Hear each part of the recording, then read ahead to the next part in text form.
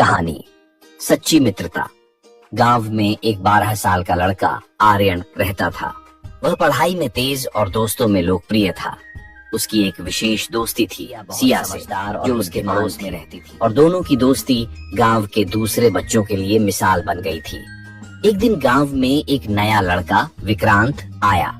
वह शहर से था और नए माहौल में आर्यन और सिया ने उसे अपने साथ खेल में शामिल किया।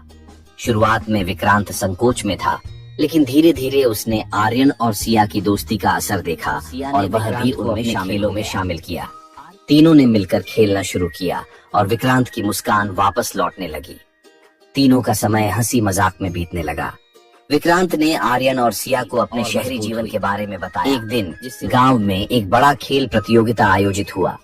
आर्यन ने सोचा कि वह और विक्रांत मिलकर क्रिकेट में भाग लेंगे, लेकिन सिया ने कहा उन्होंने कई दिन तक अभ्यास किया।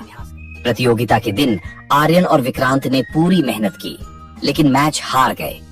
आर्यन निराश हुआ, लेकिन सिया ने उसे समझाया, जीत और हार दोनों जीवन का हिस्सा है। कोशिश की महत्वपूर्ण है कि कुछ समय बाद विक्रांत ने गांव में एक समस्या देखी। गांव के बच्चे अक्सर पढ़ाई में कमजोर थे।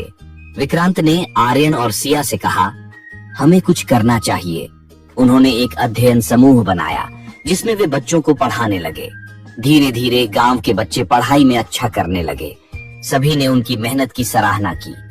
यह देखकर विक्रांत को खुशी हुई और उसने महसूस किया कि सच्ची मित्रता न केवल अपने लिए बल्कि दूसरों के लिए भी होती है। एक दिन गांव में एक त्योहार आया। सभी बच्चे मिलकर तैयारी कर रहे थे। विक्रांत को एक ऐसा काम सौंपा गया जो बहुत मुश्किल था, लेकिन कुछ दिन पहले विक्रांत बीमार पड़ गया। आर्यन और सिया ने विक्रांत का ख्याल रखा। वे न केवल उसकी मदद करते रहे, बल्कि उन्होंने नृत्य की भी पूरी तैयारी की। जब त्योहार का दिन आया, विक्रांत ने अपनी बीमारी के बावजूद प्रदर्शन में हिस्सा लिया। उन्होंने तीनों ने मिलकर शानदार प्रदर्शन किया। विक्रांत को सिखाया कि सच्ची मित्रता में एक दूसरे का सहारा देना कितना महत्वपूर्ण है। आर्यन और सिया ने उसे प्रेरित किया कि कठिनाइयों का सामना कैसे करना है।